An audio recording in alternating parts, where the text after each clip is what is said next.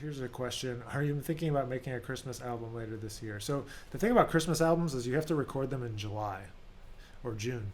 And so I missed the boat this year. So every year at this time, like in November, I go, crap, I should have recorded already. I should have recorded already, and I should have done it. I should have gotten it together. So I've usually done like one or two tracks, and so there's a couple old bone ensemble tracks. I'm thinking I'm going to do a live stream that's going to result in a track for this year. Just a YouTube track most likely, but I'm going to put together something like almost like with the chord arrangement that I did that turned out into like a four bone thing. I was kind of improvise or come up with an arrangement kind of on the fly and do a live arrangement, live stream, recording, something like that. Maybe one of these Tuesdays I'll do that. Maybe in December, beginning of December, we'll do that together, and you guys can see the process if you log on. So Connor asked what Arban exercises that were most beneficial for you. Yeah, man, Wycliffe made me do this one. It's the characteristic study number 1.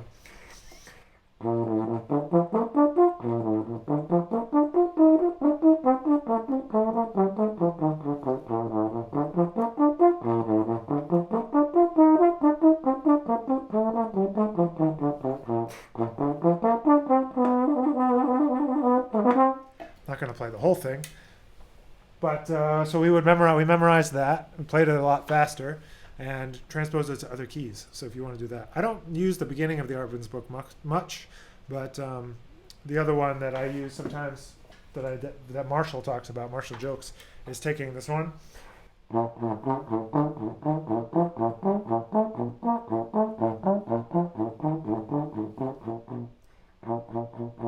and putting every other note down an octave.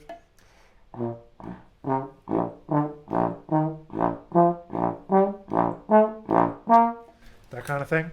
Otherwise, I've never really been a huge Arban's book person. So this question is from Taylor. He says, have you discovered anything recently connecting philosophy and music? Not recently. Over the last 6 months, the pandemic, kind of yes. But, for me, it's letting go and doing less, man. It's stop not having, relinquishing control, these type of things. Just kind of like letting go. I just downloaded, I've tried to get into meditation a bunch of different times. I'm going to try again. This time I got the Waking Up app from Sam Harris. I'm going to try that one this time. I've used a couple different apps to try to get into it. Headspace, of course. And I just want to keep doing, and sometimes it's about not doing, kind of letting things roll, letting things kind of take their own course as they will, rather than trying to force a square peg into a round hole, which I'm guilty of many, many times. I've been guilty of that. Name a list of tunes you don't know that you want to be solid at. You never entered my mind. Skylark, I always forget Skylark. There's a bunch of Chick Corea tunes and Herbie tunes. Well, I sort of know them, but the tunes from Now He Sings, Now He Sobs. There's lots of tunes. I always just forget. Detour Ahead is a good ballad. I've been meaning to learn Solitude, Duke Ellington. I'm kind of at a point where it's like just whatever I'm listening to and hearing play is like stuff I want to know and be able to play.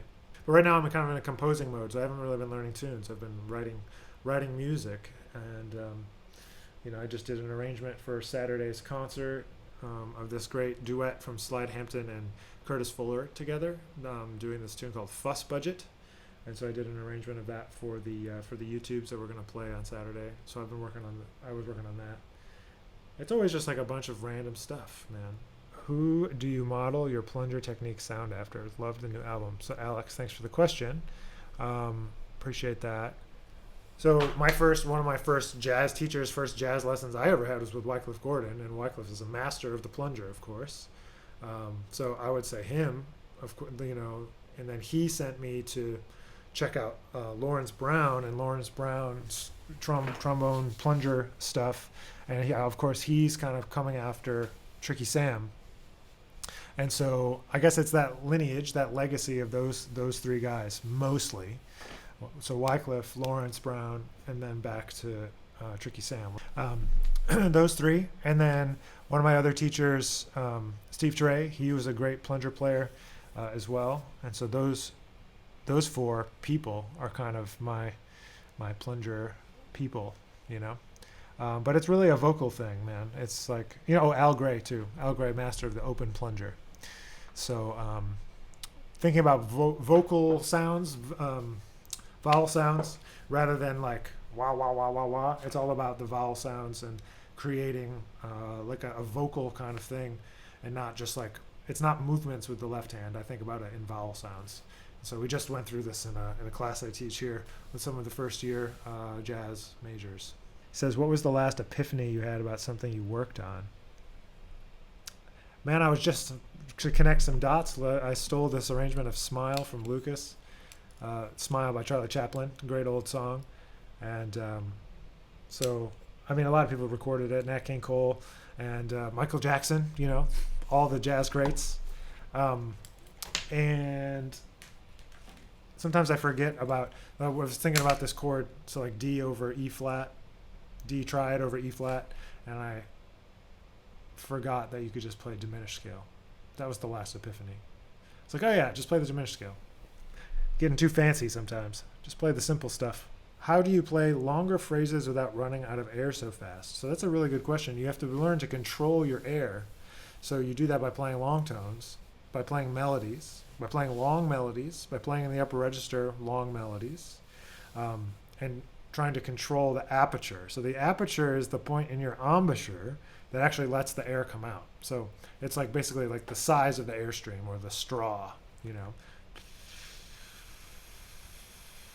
You just have to control the rate that it comes out, because if you just go, it all comes out, then you're not going to have any air left to actually do what you were trying to do, you know. So I think that it's important you got to learn to control it. So long tones, melodies in the upper register, those are a couple of things that work well for developing that airflow control. And so you say like, oh, I got to hold it out for 16 beats at this tempo and keep slowing the tempo down. John asked a couple weeks ago about exercises where you might want to slow the tempo down. So ones where you're trying to increase your breath or increase your air capacity or lung capacity, you want to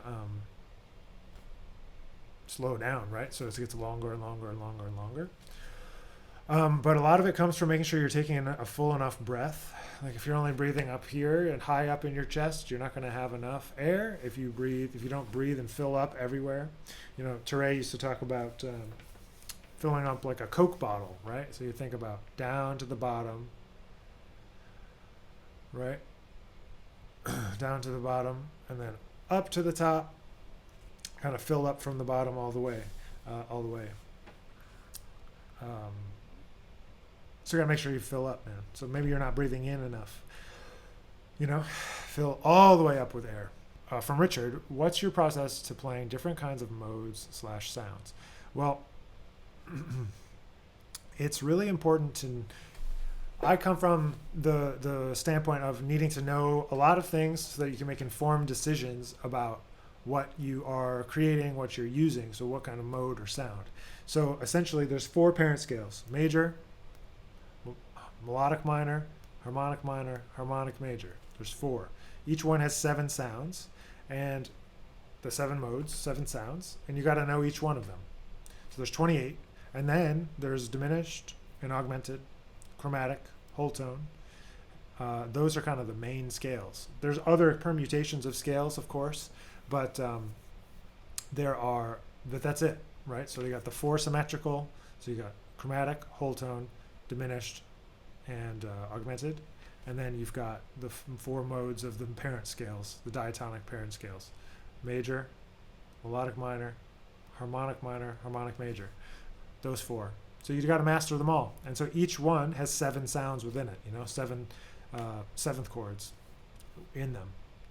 And so I learned the scales both horizontally, like through the scale, the modes, and then also vertically. So I try to arpeggiate each one up to the 13th and back down. So if you go all the way up to the 13th, you're playing the full scale, but just up in thirds. So I hope that helps. So that's what I do. So, and I make the students here, you know, we do at least the major and melodic minor a scale workout, so you get familiar with the scales and intervals in each one of those, and then we do like a mode workout where we improvise with each mode of that scale. So all the modes of major, all the modes of melodic minor. It's a lot of work, but you got to go slow, and you got to allow yourself to actually develop a sense of what those sounds are, how to use them. So just one at a time, Richard, one at a time. So do major, then do Dorian, Phrygian, Lydian, Mixolydian, Aeolian. You probably know some of these already.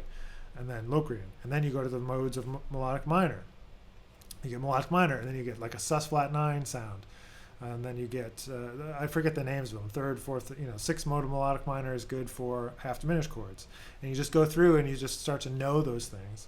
And then you can find other places to use them. So that's how you do it. You got to be a theory nerd a little bit, but really it's about not theory at all. It's about application. Like, how do I use those things? So if you can learn those parent scales and those symmetrical scales, you'll know most of what you need to know. Not just learn them, but be able to play them. Do I have a dream collaboration? It was Chick Corea and Herbie Hancock. Now half of that is gone. So Chick Corea, Lionel Lueke, Eric Harland, and a number of basses. It could be any number of bass players. But that would be a thing I'd like to do someday, one of these days. That's with living musicians, of course. Joshua Redman, maybe. Although I don't think I could really play, because I'd be like, oh, that's the sound. I was obsessed with Joshua Redman for a long time in college. Any favorite vocal records? Ben, it's funny? There's a really funny but interesting JJ record called JJ and Voices that has a choir instead of like a string orchestra or something. And it's really, really interesting. I don't know if it's my favorite, but it's a really interesting one. Do you have a specific favorite Count Basie tune? No, not really, but I think there's a couple that are really important to know about, classic. I think it's important to know the styles, like the different styles. But specific Count Basie tunes, I always make sure that students know about Blues and Hoss Flat, things that are trombone features. There's a bunch of great Al Gray features that he plays. I love those, but they're not like ones that you would know.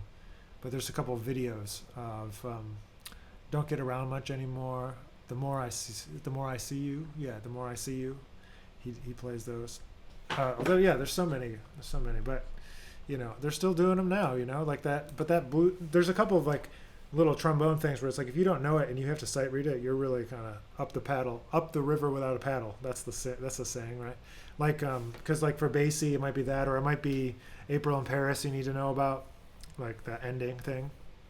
And then Braggin' in Brass, the thing for Ellington. If you don't know how to play that and somebody calls it and you bring it up, you're just going to fold like a chair. Do I know of any trombonists that excel equally in classical and jazz and record in both genres?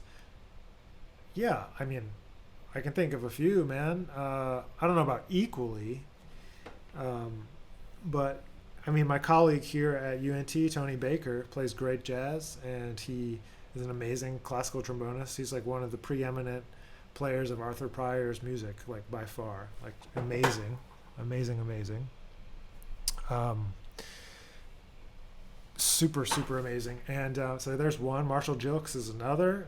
He plays some serious classical music. I don't know if he records classical music that much, but I guess if the Slide Monsters thing counts as classical, then yeah. But Marshall, super great. And I'm sure there's other people. There's Alex Isles, plays great jazz. He's a great classical player too. Now I'm thinking about more trombonists that play classical music and jazz. There's a great trombonist. He teaches, where does he teach now? He just took a new job. Israel Butler is a great classical trombonist. He was doing his DMA at Eastman when I was, maybe his master's. I forget. DMA or master's at Eastman when I was going to school. And but in classical, but he's doing some gigs with the Count Basie Orchestra now. He does both. There's a guy, Joe Jefferson. He plays great jazz and classical. He teaches Missouri. Anyway, there's a lot of people, so don't. There's no shortage. I unfortunately am not one of them. I would not put myself in that category of great classical music player. I haven't really done a classical gig in a long time. Mr. Mandalorian, do you recommend any particular exercises for salsa music? I think you mentioned something. Yeah, we were talking about the role of trombone in salsa music at some point, when it was last week or before that, I don't remember. But I don't know if I have a particular exercise. I think getting into a band and just playing, listening to the music. There's no particular exercise other than listening to the music to start to absorb. It's a different style of playing. It's not. It's more intense. It's a little more strong and maybe intense. The hardest part, the hardest transition for me from going from playing like quote unquote like jazz or big band music to reading like salsa charts is that they write them all in cut time. Well, not all of them, but a lot of them are written in cut time. And reading those rhythms in cut time was a challenge for me when I first started doing it. But it was always a lot of fun. I kind of like, if there's anything that I miss the most about like just gigging all the time, it was those salsa gigs. They were always a lot of fun. Because the trombone has such a great role in that music. Not that it doesn't in jazz, but it has a great role in that music, and people like that music more popularly than jazz sometimes. If you had to pick a tune between either Wycliffe Gordon or J. Johnson, which tune would it be? I love Wycliffe as a player. I would say that JJ's compositions are more memorable to me. Maybe it's just because I've listened to them more. Certainly Wycliffe writes great compositions as well, but of JJ's tunes, I love Say When, I love Shortcake, Lament is a great tune, of course, and I love the stuff that he did for that record, The Brass Orchestra. He just had like a lot of iconic tunes. There's a tune I recorded of his on the Out of Focus record. It's called Judy. That's another great one that I really like. He just had a really great sense of melody, and that's what carried him through as an improviser through all those years, is just that great sense of melody. What are your thoughts on effective practicing in small chunks compared to practicing for hours at a time? Yeah, I think everyone has to find out what is the best use of time in their own personal practice. What I mean by that is that I think it's important to keep a practice journal for a while at some point and find out what's the sweet spot for you. When I was an undergrad, I used to lock myself in the practice room on Saturdays. I would lock myself in the room and just practice from 10 a.m. to 6 p.m.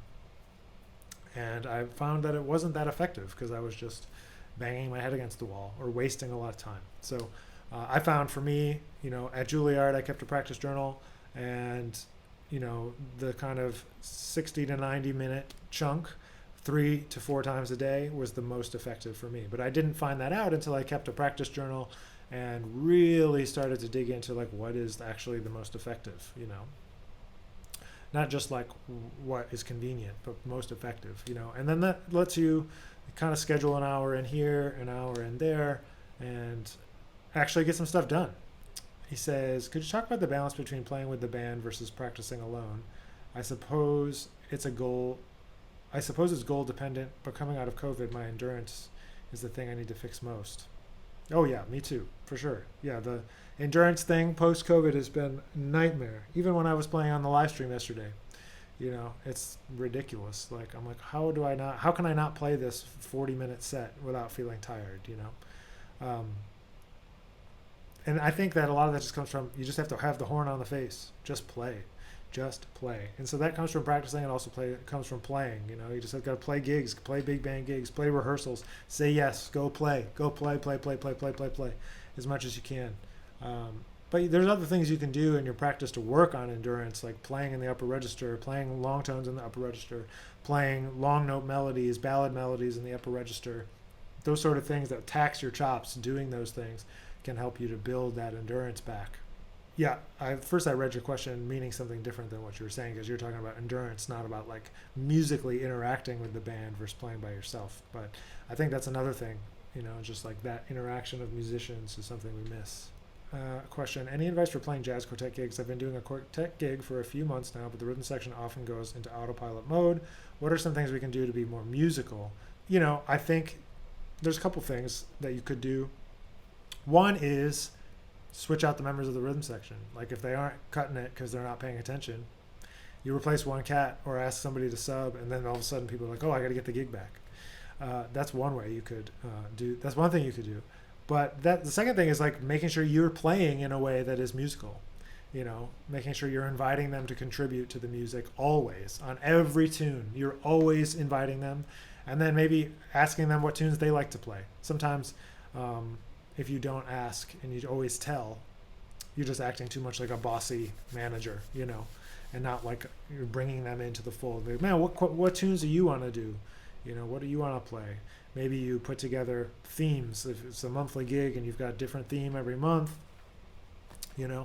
and you play different stuff, or you focus on playing the same material every month and trying to take it to a new place, take it to a new musical place, or interact more. But I find that you as the leader have to invite the band in to participate in the music with you from the first note, because the rhythm section knows if you're listening.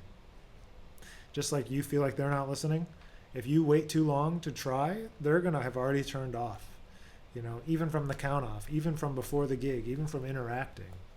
I just think it's so important right from the beginning. If you just go right into like play all your stuff mode, they turn off, at least in my experience.